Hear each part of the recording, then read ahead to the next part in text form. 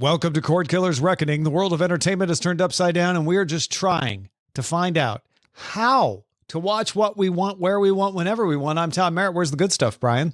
Hey, man, I don't know why you're accusing me of having the good stuff. I never said that I was holding the good stuff. You can't handle the good stuff. You want me on that good stuff. You need me on that good stuff. I mean, actually, it kind of makes sense. When you I was about to say, if I'm trying to push it on you, you need to be on this good stuff. It's the best. Got them WMDs. Yeah, I got them red caps. Listen, man, we are going to deal with the biggest, most controversial question in streaming television on the supply run.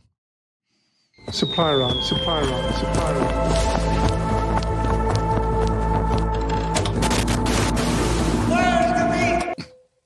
Do you prefer weekly releases or batch releases for your TV shows? Oh, this used to be a very simple question phrased in the form of binge or weekly. Yeah, but Netflix or everyone else. Exactly, right? Yeah. And I remember back at the time, one Justin Robert Young, friend of the show, said that Netflix was crazy to drop everything all at once as a binge. And I made the case that it's like, no, but now everybody's talking about the thing. It's hundreds of millions of dollars of free publicity to do it this way. And then upon further reflection, I was like, yeah, but the best would be a hybrid, enough to get me all the way bought in and then drip me week to week, which is what we saw from the likes of, for example, The Bloys on Amazon Prime. But then I realized I don't like that because going full bunch to week over week annoys me. And so I am firmly in the camp of the way Disney Plus did it with Andor this go around. We also saw it with Our Flag Means Death, where it was 3 a week and then 3 and then a week and then 3. So I like clustered drops. Well, you're wrong. Oh, a few weeks ago at a conference, HBO and Max content chief, because they haven't changed the name yet, Casey Bloys, speaking of the Bloys, Casey Bloys says the streamer will continue its commitment to the weekly release strategy. He said part of the reason we do it is we don't have the ability to have a new series every week. There's a difference between dropping a new series every week and a new episode. That is a big financial difference. Bloys pointed out that HBO and Max have a proven track record of creating water cooler talk around things like Succession and Euphoria and Watchmen and Big Little Lies and The White Lotus. He says every week we see the audience grow. And there is an entire ecosystem of people who write about, do podcasts about, discuss TV shows. So to not take advantage of that, I think, is crazy. It's been proven to us many times over the last 10 years that it works and that creators prefer it that way. He said they experimented with releasing multiple episodes at a time, like with Our Flag Means Death, but they found it generally hurt more than it helped because it didn't have time to marinate in the culture and have people talk about it. So wait, so he's saying they were sticking to weekly only? They're just like, they might give you 2 episodes at the beginning still. Yeah, he didn't seem to rule that out. But yes, they are saying weekly release strategy. We are not going to release an entire season at a time like Netflix does. We are not even going to do the 2 episodes a week. They are going back to, for the most part, with every series, 1 at a time each week. Okay, so let's play this game because I think that in us talking out how we feel about it, we may sway people one way or another. So normally in an Oxford style debate, you lock in what you think the right way is, and then a discussion happens, and then you sometimes your opinion has changed. Spoiler, neither one of us went to Oxford. Correct. But neither one of us also has a strong dog in the fight as we explore. So no, my dog's still out on his walk. Everybody, complete with the healed bone. Everybody lock in your default setting, and then let's explore, starting with, Tom, the question of, I would say 10 years ago, I would have a very distinct take. And I would say 10 years ago, I was a bigger believer that art stands alone. It's just the thing. You put all your effort into the thing. Now the thing goes out in the world and lives on its own. And you either did a good art or a bad art, and you shouldn't be there whispering or giving hors d'oeuvres while they're looking at the art hoping to sway or affect things. The timing shouldn't matter. The space shouldn't matter. An alien civilization should be able to find it and judge it. I no longer believe that at all. I believe everything is performance art. I believe that part of the performance art is that there has to be a thing that you're paying to watch, or a show that you're there to see, or a piece of beautiful ceramic art, for example, that you are keeping in your home. But really, you're purchasing the performance of telling the story about how you acquired this object, or telling the story of how this affected you and made you cry, and so on. And now that I am firmly in camp, all art is not a Jeep. Quote me on this. All art is not a Jeep job. It's the performance surrounding the release and the acquisition of the Jeep job that is the art. And with that being the case, there are certain things that you only have so much attention. And part of the gift of excellent storytelling is that you get to borrow a slice of it. And we do that on this very show. We tax deduct going to the movie theater to consume art, and we get to give an echo of that beautiful, beautiful performance that happened somewhere else and describe how it affected us. And either, and maybe you become part of that chain as well by watching this material on your own. And so knowing that, I say whatever maximizes the benefit of the art. If you're crowded and wealthy like Netflix, then yeah, drop a new thing every single day. Congrats, you can do that. If you don't have those means, then be a slow motion story that rolls out over 2 to 3 months. Good on you. There's a place for that. There's a place for extremely slow motion narratives, let's say once every 4 years, in the form of Olympics, where the whole story unfurls over centuries. There's a place for that as well. So I think old Brian would have been fierier on this take, but mellow Brian understands that there are different ways to enjoy things, man. Yeah, man. Let's not harsh everyone's mellow. Art is not a bleep blop, as a great man once said. I actually said Jeep job, but that's fine. Jeep job. Sorry. It gets misquoted all the time. I actually said Jeep job. That's part of the art, is that it changes over time. That's right. I used to think, well, we are the consumers of this. It is false to string it out. It makes us forget what happened between episodes. So give us everything and let us decide on what time we want to roll it out. I think since I used to think that, I have realized that Bloys is right, that if you want to have a communal experience, if you want to chat with everybody, did you see the White Lotus this week? You need to have a regular release strategy, because people, either everybody binges it in a weekend and talks about it in a weekend, or you never talk to people about it until later. I still think that works for books. It's, yes, some people read the brand new Harry Potter book when it came out and in a weekend and then talked about it, but that didn't prevent it from being popular. Lots of people can still say, hey, have you read Dungeon Crawler Carl? Oh, yes, I have. And then have a conversation. Or, no, I haven't. Oh, you should read it. And it's fine. I think TV shows are still headed that way, where they're going to be more like books. And this release strategy is just really leaning into what you said, Brian. It's a promotional strategy. And right now, that works better. Not that Netflix is hurting. And I think Bloys put his finger on it. Like, hey, if you can have a new series every week, then yeah, people are going to keep watching Netflix because there's always something for them to catch up on, right? There's more than they could possibly watch. That really isn't working for Max. So they're going to stick with a promotional strategy that works better with them. What I'm wondering, Brian, is if that's fighting the last war. In other words, that works now because it used to work, but the audience is continually evolving and changing and getting used to being able to watch what they want whenever they want, which is the world we live in now. And as that becomes the norm, and as people who've grown up with that age into the more valuable demographics, will they not participate in the water cooler culture and just watch things on their own time anyway?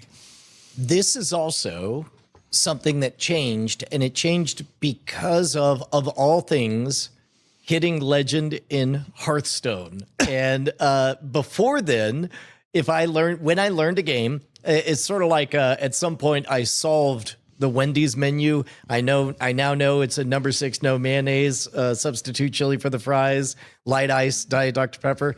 And then after that, it's done. I don't see, just why do anything other than the best on there. And then likewise, when I started to play Hearthstone, I eventually figured out it's not enough to have a very good deck. It's not enough to be a very good player. You have to play the meta. Just like if you're hosting an event, you have to notice how the weather is. You have to plan for it to rain, or if there's a front coming in and there's predictable behavior, like when a cold front comes in, you tend to need jackets and space heaters. You're the idiot if you don't plan for it, right? And so likewise, I think you're 100% right, Tom, is that as the tastes of the audience change, the creators of these fantastical experiences, it's their job to play to the meta, to pay attention to the social weather and make sure that it lands. Yeah, we are all people on this show anyway, who grew up in a world where you had the water cooler moment, where you talked about Lost or Cheers or what a Gunsmoke going way back after you watched it that week. And so we get that and we like that. It's comfortable. I wonder though, even myself, sometimes I find myself going, I'll watch that later, because I can. And eventually I start to realize, oh, there are whole shows that I am just letting stack up. And I'll just watch them when I get to them. I definitely have friends in my same age demographic who say, oh yeah, I wait for seasons to end. Then I subscribe to the service, watch them, and unsubscribe. I don't care about the water cooler conversation around most shows. And the number of shows that people are having those conversations about is fading. Granted, HBO makes most of them that still happen. And so I get why KC Bloys is like still working for us, but I think it is the kind of thing that will always work to some extent, the way occasionally authors will serialize their novels as a promotional vehicle. But I don't know that it is the way you have to do television. And to get back to what you said at the beginning, Brian, it's both ways are fine. It depends on how you want to promote it. And in the end, you're going to have a complete series that will either be watched or not watched. Yeah. Okay. So now everyone check in with whether or not your opinion changed. And again, we weren't even trying to change your opinion. We were just sort of feeling out the space. But if anything changed in you, note that and hit us up at cordkillers@gmail.com.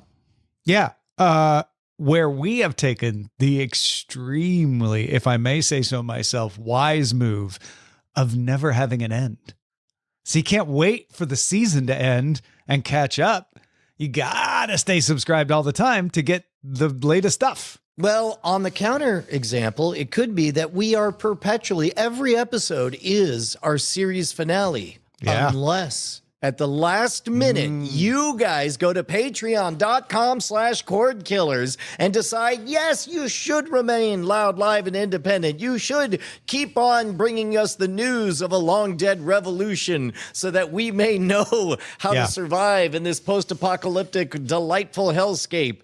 Patreon.com/cordkillers. That's where you get early access to the full experience. That's where you get exclusive access to It's Spoiler in Time, a little segment in a show that we call After Talk, all of that in your own RSS feed. Head on over to patreon.com/cordkillers.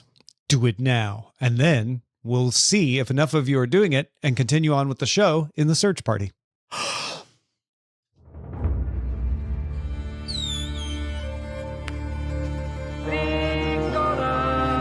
That was a close one. I wasn't quite sure if enough people had joined our Patreon, but they did, and we're doing the search party. Marvel Studios is pushing back the release of the next two Avengers films. Those are directed by the Russo brothers. Avengers Doomsday moves from May to December. So instead of May 1st, it's going to be December 18th, 2026. Still happening in 2026, just moving from that early summer to the holiday window. And that, of course, pushes Avengers Secret Wars from May 7th to December 17th of the next year, 2027. I held my breath that entire time, Tom. Wow, why? Mainly because I think there was a commercial break in there, and I thought it would be funny to hold my breath through the commercial break. But then we came back from commercial, and you didn't see that I was holding my breath and doing the bit, and so I was kind of paralyzed. I didn't know whether to give it up or not, so I stuck with it. And then finally we got to the last part where you stopped talking and I was able to pay off the bit. So now close that loop. Man, when somebody pushes back a release for a tentpole movie like this, usually, and maybe this is totally irrational, I take it as a sign of strength. It is a sign that they believe in the project, and usually, especially for a spectacle like this, it means great. They got a few more weeks to touch up and polish all those places where a little bit of touch up and polish will help. So I'm here for it. Yeah, I don't think it means anything bad. It definitely could be informed as much by needing more time as I think the December release will make more money than the May release, right? They may have run some simulations, asked ChatGPT and Claude, and then been like, no, we should release these in December. And the Russos say that they could make it even better if we give them that extra time. You know, it could be a combination of things. As you may wonder, like, what's moving into May?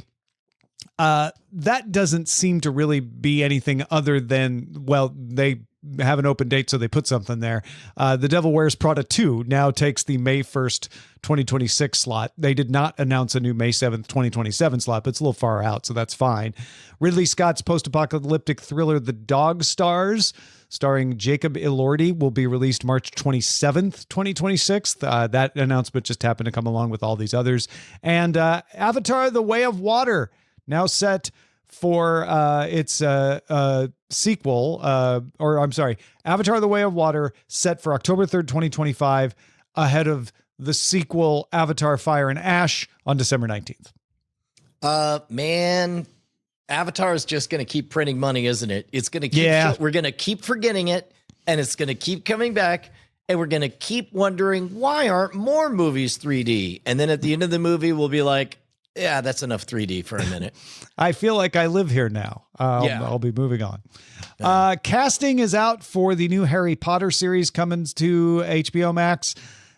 We have Dominic McLaughlin cast to play Harry Potter, Arabella Stanton cast to play Hermione Granger, and Alistair Stout as the new Ron Weasley. I'm going to guess most of you are not familiar with those names, but if you look at the picture, you can see that one of them is redheaded. So I'm guessing that's the guy playing Ron. Well, way to play to stereotypes. Why all Rons got to be redheads? Why didn't they cast a robot as Ron Weasley? I'll tell you what. Here's an interesting thing to speculate. Like you were joking that the promo photo that went out looks pretty touched up, photoshopped. And that got me to wonder, like, one of the problems with TV shows is that kids age up unpredictably. And like in the case of like Lost, you remember there was one kid that after just one season, he very clearly looked like a young man, and they had to write it into the script that it was odd.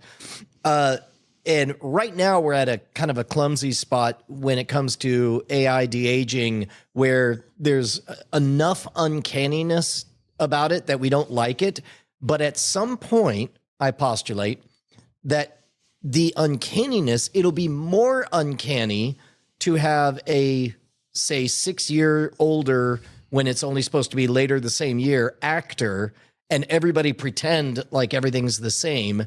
That will be more peculiar than to seamlessly keep them de-aged at the appropriate age level. And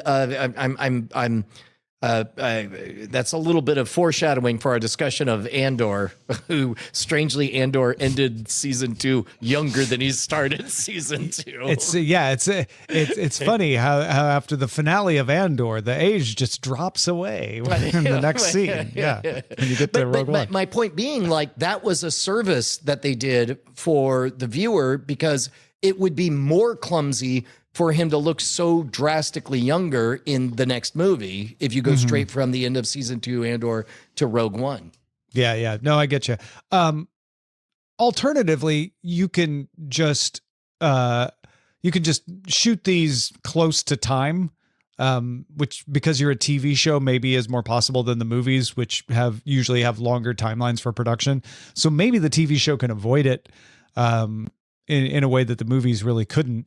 The other direction I was wondering if you were going to go is cast people about, in their teen years, and then de-age them down to children and shoot really fast. At some point now, right now, we are at a place that would be wildly inappropriate and spark too many distracting conversations. But I can see that eventually being the case. Like we no longer believe that the motion capture on a animated film has to be performed by the same voice that's doing the voice talent. We agree that the character is a golem that we create and at a certain point you could say, well, once they're an adult, it doesn't matter what age they are, you can cast them for any role, because as long as they can do the role convincingly, we can make them look the age of the part, which would be really interesting for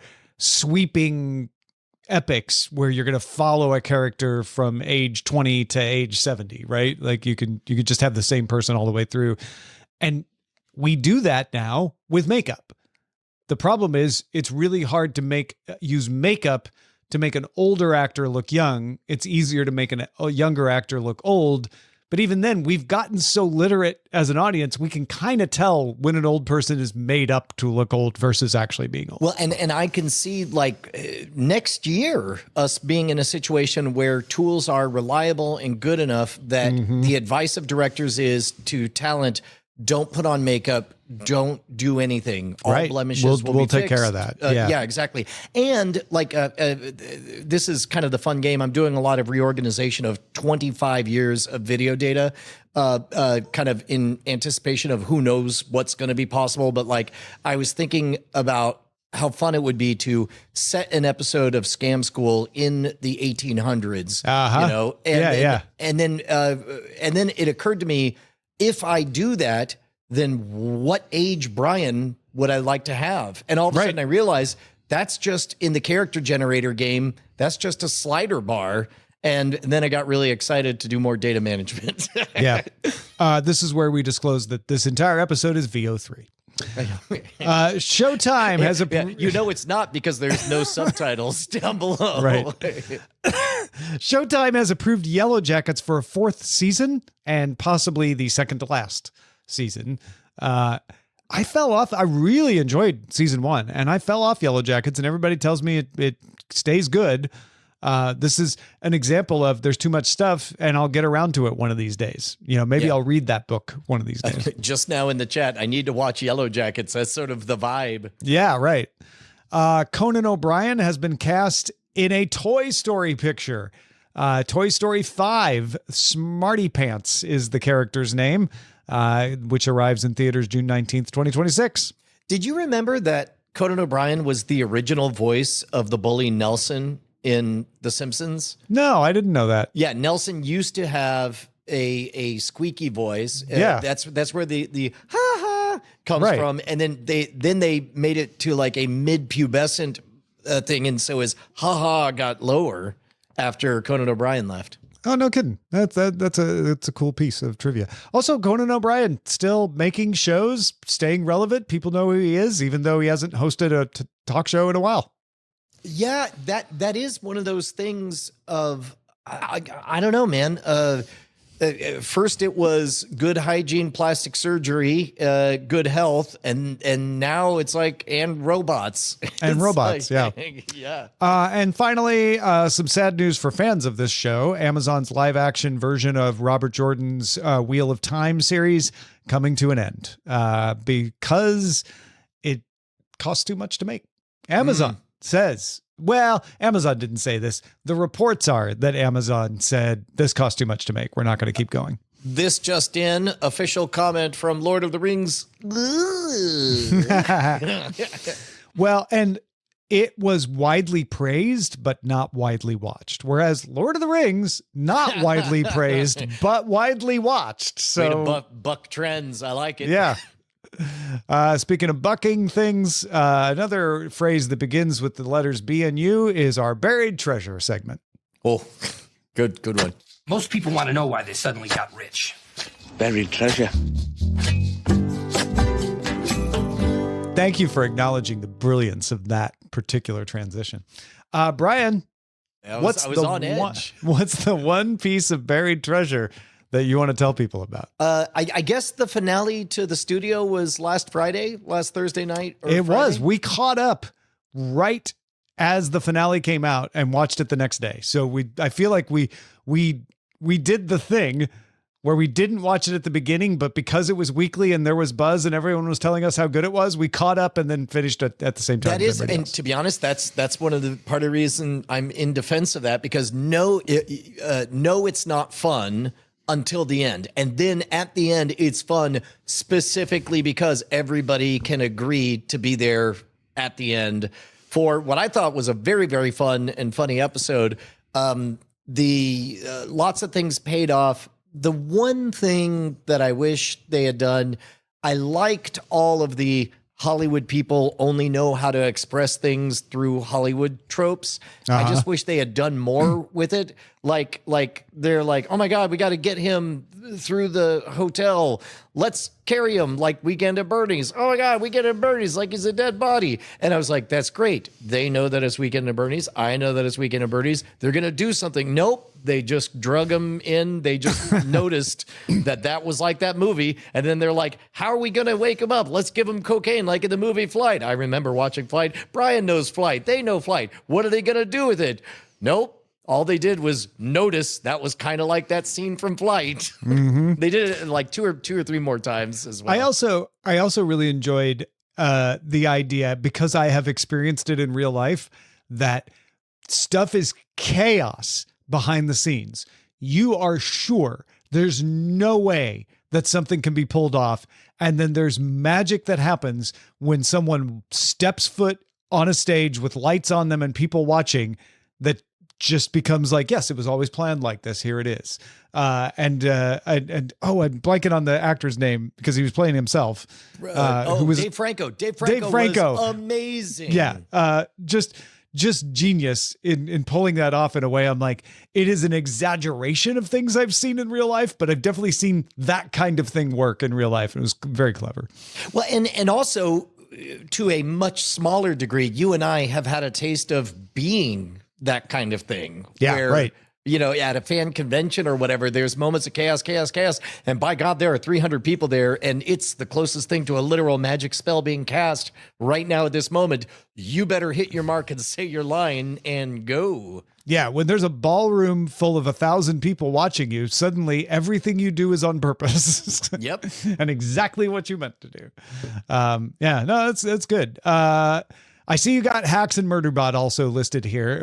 I tend to list those in just mainly so future Brian knows to look at them when we do our Achilles awards. That's good, actually. I thought Murderbot started to look like it might be turning the corner towards more of what I like from the books this week. I don't know if you sensed anything, though. Yeah, it's just now starting to... I could tell where we're headed is when we first met all of our intrepid adventurers, they were all a collective, one unit of cartoons that are all one-dimensional. And I can feel the beginnings of tickles of them being actual individual characters, at which point I assume next up is I'll actually care about their weird romantic triangles. And then at some point I'll be terrified for how does Murderbot fit into this shifting landscape.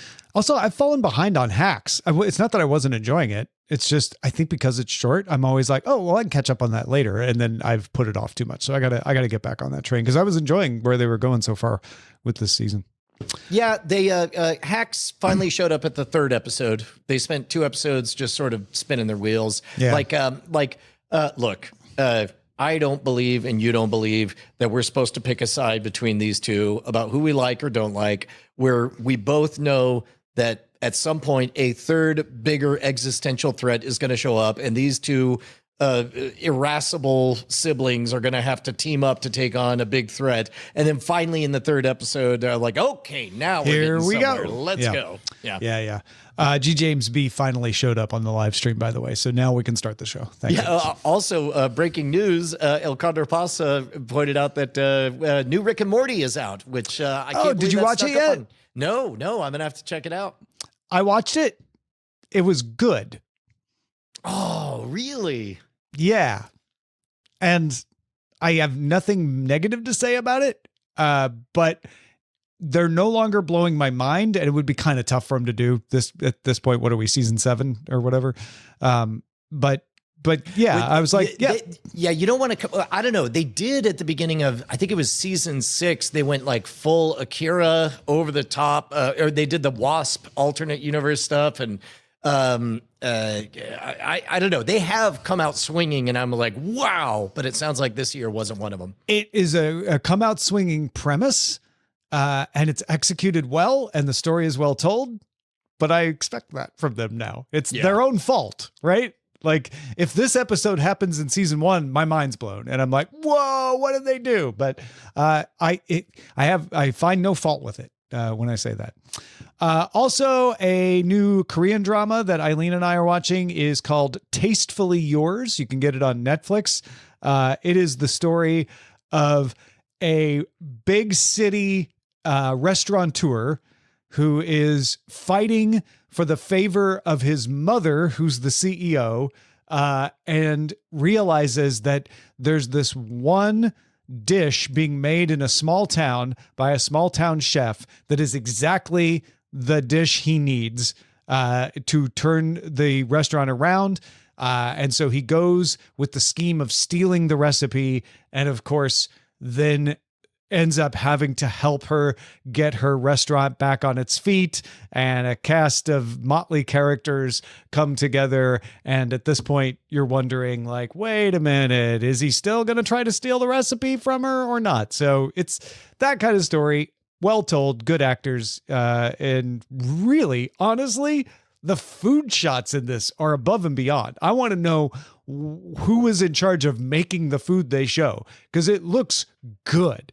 Like, it's not just like, oh, that's pretending to be a high-class meal. I'm like, that looks amazing. I want to eat that. Very cool. That is Tastefully Yours on Netflix. If you got something we should be on the lookout for, email us, cordkillers@gmail.com. And then get ready to see a picture of me holding a goat. Oh, heck yes. And holding, we'll put air quotes around, because that is an Adobe Shop extravaganza for sure. But if you head on over to bestnewsever.com or Best News Ever, it'll take you right to a little thing called Do Your Weird Thing Workshop, featuring Tom Merritt, Brian Brushwood, Matt Donnelly, with appearances from Justin Robert Young and Andrew Heaton of the Political Orphanage. Look, man, we're making stone soup. That's what it is. All your favorite podcasters. What if they all got together to hang out and share all of their secrets about how they made it, and they wanted to help you, and what the heck Brian's going to teach you how to eat fire, and what the heck Tom and Brian are going to do a Cordkillers live, and you get to be there. Look, it don't matter. It don't matter if you have been waiting. Let's say you just quit your day job and you want to be a podcaster. Great. We all have an abundance mindset. We want you to win, because if you win, who are you going to credit? Us. And so we just want to make you more successful, and tell you secrets and stories along the way. It's going to be a lot of fun. It's 2.5 days. We're going to meet at the Crowded Barrel Distillery, just outside the shadow of Wizard Academy. This is, by the way, at the end of June 27th, 28th, and 29th. It's going to feel special. Imagine a convention with only 20 people and all your favorite podcasters, and also you're the star of the convention. That's what it's going to be like. And you can head on over to bestnewsever.com or scamstuff.com. That's gear for the modern rogue. I'm really excited about it. There's only 4 spots left. After these 4 spots, things become logistically tricky enough. Like, if it says sold out, just write us an email, brian@schwood.com or cordkillers@gmail.com, and we'll figure something out. But once these slots are gone, then that's it. And who knows when or how or if there'll be ever be another one of these. But I know that we have enough people now that alchemy, that wonderful, you had to be there energy. We got the names I'm seeing who are going to be there. It's going to be truly, truly special. I keep thinking about it. I keep thinking like, so at the end of June, I get to go do this thing. I get to go hang out. Like I'm really excited about it. And when you tell me there's only 4 slots left, I immediately think there could be a 4-piece band wants to do their weird thing. Sign up and just take all 4 slots. So you better hurry. Yeah. By the way, if you're a 4-piece band, maybe you want to perform and get incredible footage of your band performance. There you go. We can help make promo for you. So when Blackpink signs up, it'll be too late for you. Yeah. All right. Let me explain something to you guys. Yeah, let me help you do your weird thing. So yes, go check that out. bestnewsever.com. Let's move on to Scan the Horizon. Send a scanning to avoid. Scanning the horizon! Big day for YouTube. 3rd month in a row now that YouTube has maintained the largest share of TV viewing in Nielsen's The Gauge report. It has 12.4% of total audience time spent watching on television. That's up from 9.6% a year ago. This report, we talk about The Gauge all the time, measures different thing. This number combines broadcast, cable, and streaming together. So YouTube is bigger in share of viewing than anything, including people watching broadcast television, people watching cable television, which is why if you look at the chart, you might get confused and go like, wait, Disney is second? They're ahead of Netflix? Disney is second, followed by Paramount, which owns CBS, NBC, and then Netflix. Netflix is 4th in overall television watching, right in front of Fox. And so again, Netflix and YouTube only available on streaming and ranked in that order against companies that are available on streaming, broadcast, and cable. Yeah, dude. Here's the ironic thing. You would think that would mean that I would say my advice to everyone is get on YouTube. However, I might instead say it's too late. YouTube is a efficient marketplace. It won, and it won so hard. Now, having said that, I stumbled across a curious thought, and I think we have time for just a 2-minute Brian Galaxy Brain, right? So YouTube as the marketplace of ideas, it made me think of, Tom, are you familiar with the coordinate system, What 3 Words? Yes. Yeah, I love that one. It's been around for a while. Exactly. And what they did is they divvied up the entire planet into coordinates of 3 meters by 3 meters, so 9 meters squared. And they are 3 words. Like maybe I'm sitting right now in foolproof constabulatory rising or something. Like there's only one place on the entire planet where those words will lead you, and that's right here. Those aren't correct, by the way. But it occurred to me that in the marketplace of ideas, those same rules apply. You can get to own one set of 3 words. For example, if I say attorney, then you think there's millions of attorneys out there. If I say Austin attorney, we're down to thousands of attorney. But Tom, if I say Austin attorney rocks, you're only thinking of one person, and that's David Comey, the attorney that rocks here in Austin, Texas, right? Uh-huh. Yeah. So if you're getting started in something, think of what your 3 words you can own in all of YouTube would be, and then that's where you should get started. Oh, that's really good. Yeah, this is the kind of science that's going to drop at the Do Your Weird Thing workshop. I was wasting my time while you were making that very good point, trying to figure out what the 3 words for the Whataburger on First Street in Austin is. It's theme reach probing. But yeah, it is one of we're always talking about these milestones. I don't know how many milestones we have left, because the milestone here to me is we used to talk about The Gauge. Well, who's leading in streaming? Oh, look at that. YouTube is actually now ahead in streaming. Netflix is number 2. We're not even talking about the streaming part of The Gauge. We're no longer divvying it up because, well, obviously broadcast and cable are still going to be big. No, now we're just talking about television. We're not even separating streaming out anymore. And I think that's kind of a turning point here.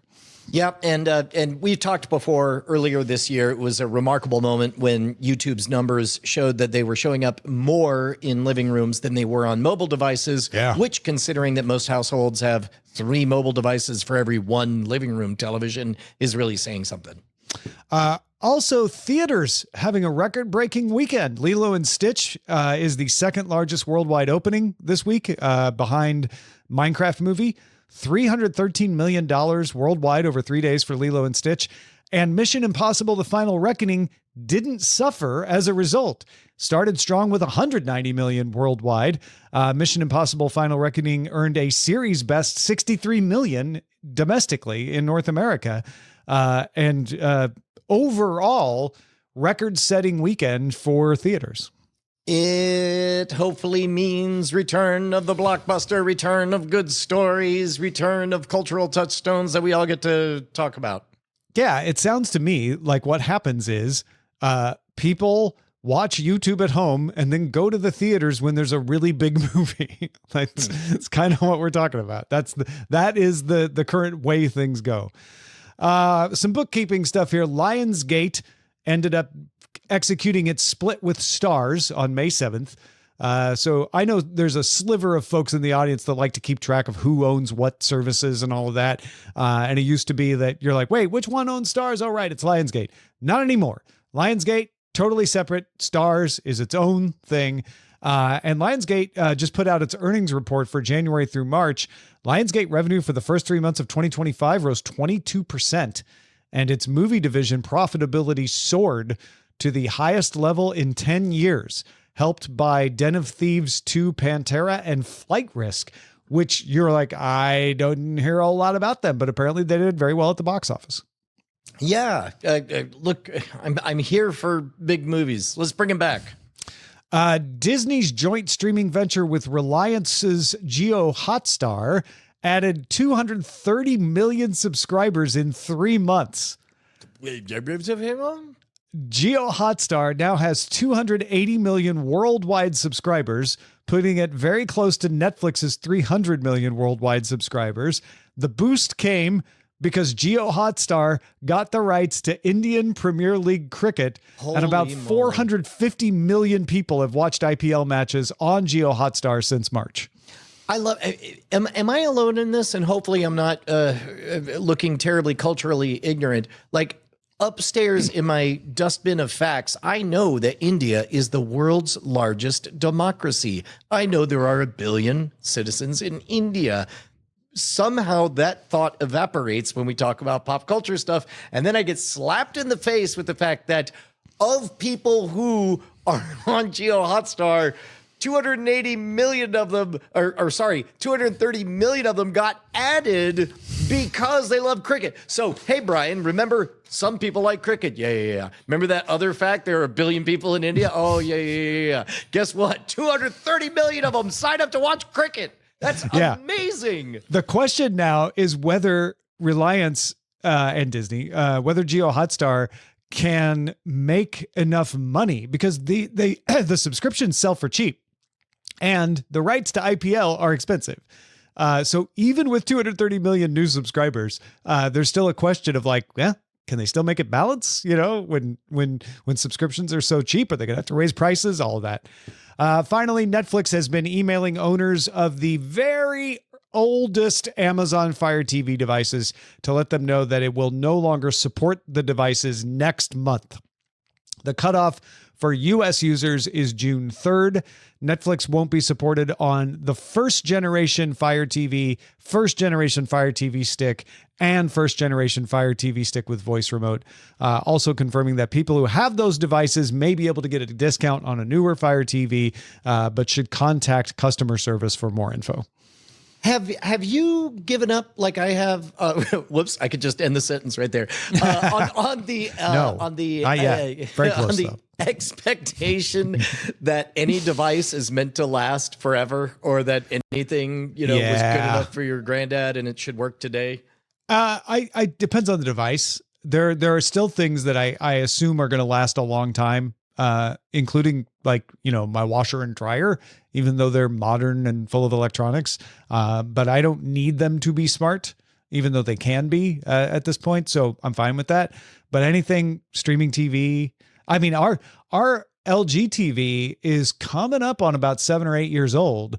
And it was doing some weird firmware thing the other day where it was telling me it was out of memory and I had to like unplug the TV and plug it back in to make it clear the cache. And I was like, I don't know, this thing's 8 years old. Maybe we should replace it, because otherwise it's fine. But and certainly it's up to date on its patches, but it's starting to act weird. And it's this kind of thing where it's like, yeah, that operating system is old. That chip is old. That chip's out of date. They're pushing the limits of the software still these days. So yeah, there is the studio monitor that I have, and all I do is I turn on the TV and wait 10 minutes for it to get to a menu so I could click go to computer monitor.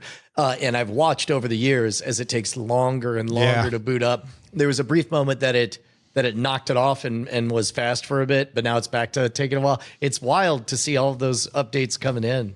I know there's a lot of homebrew projects to replace firmware and stuff and keep things going for longer. And I'm a big fan of those, but not everybody is going to take the time and effort to do that. And lose the functionality that goes with it. So here's a thought that I don't get to share in a lot of polite company. And hopefully everybody will understand that I'm not trying to be crass here, but the more I learn about supply chains, both on the incoming side of things, but more importantly on the used markets for things and how, vehicles find their way to markets where it's affordable to repair the vehicles and, clothing, for example, let's say there's a sporting event and whichever team wins, you're going to want the shirt that says they're the winner of that event. They have to print all those shirts. But then what do you do with the other one? They get donated to clothing companies. And they end up clothing children for free on the other side of the planet, which is good. And then once you start to think about the life of your television set and how it's going to end up well beloved and an upgrade to someone else, then all of a sudden you feel, I guess what I'm saying is, Tom, go ahead, buy a new TV. Don't feel bad. Thank you. Yes. I didn't need that much of a push, to be honest, but it doesn't hurt. I'm with you. All right, let's move on to the chatter.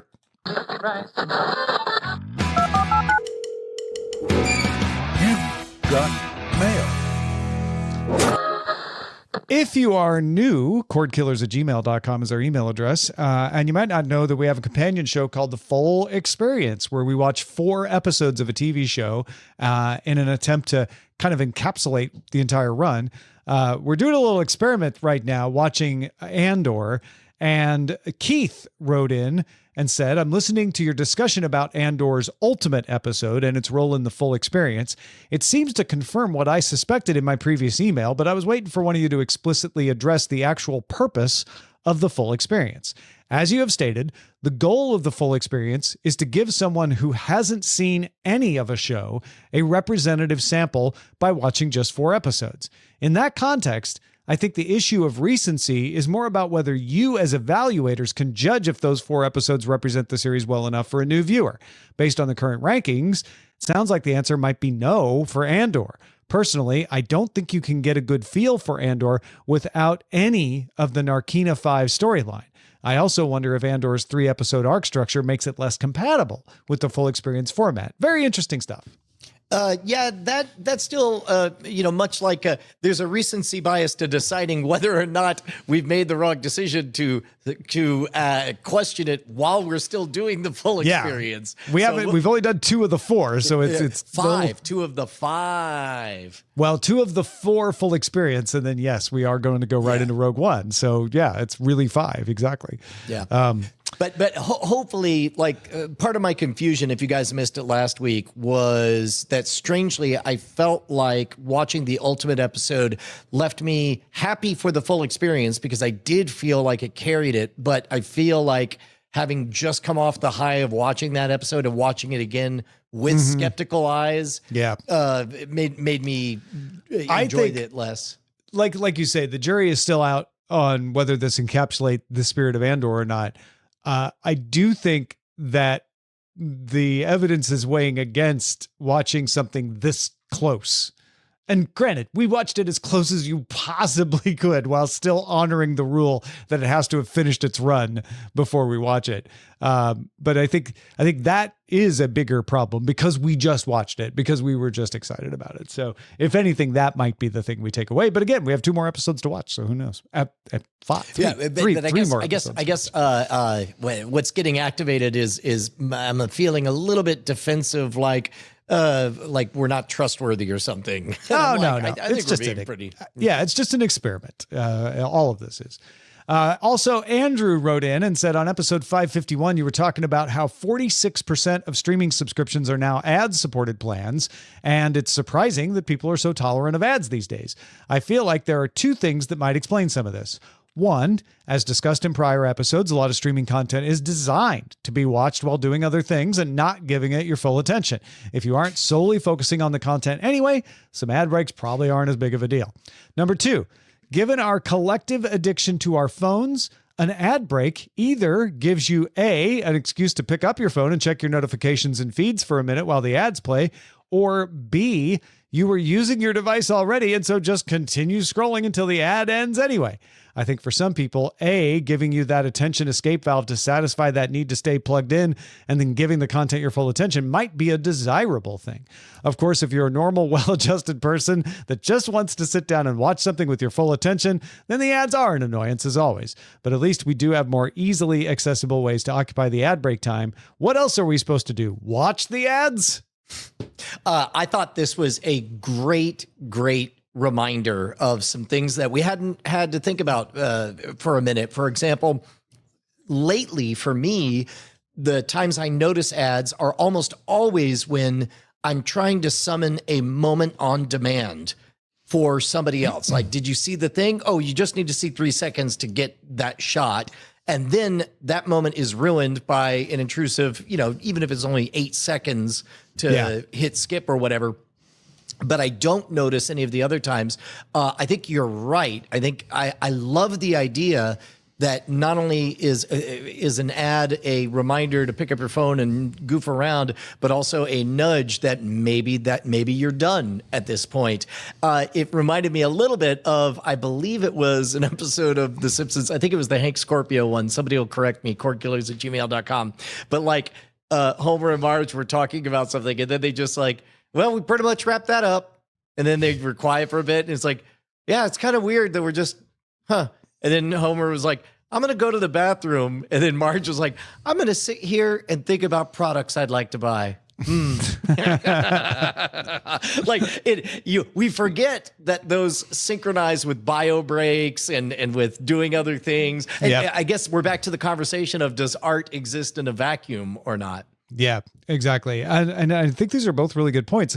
It's not like the need to take a break and do something is new. We just did different things. And the phone is a very compelling one by all accounts for people to do. And I think he's absolutely right. When you are giving your full attention, when I'm watching something for full experience that has ads in it, it bothers me way more than when I'm just watching something for my own enjoyment, because I'm focused when I'm watching it for full experience, right? I'm taking notes and everything. And I'm like, this is interrupting my workflow at that point. Whereas if I'm just sitting on the couch playing a game on my phone with something on, ad comes on, it's like, okay, that'll be gone in a second. Not a big deal. Our website is cordkillers.com. Our email address is cordkillers@gmail.com. And we are live on twitch.tv/nightattack and on YouTube Tuesdays at 5:30 p.m. Eastern, 2:30 p.m. Pacific. I reckon we'll talk to you next time.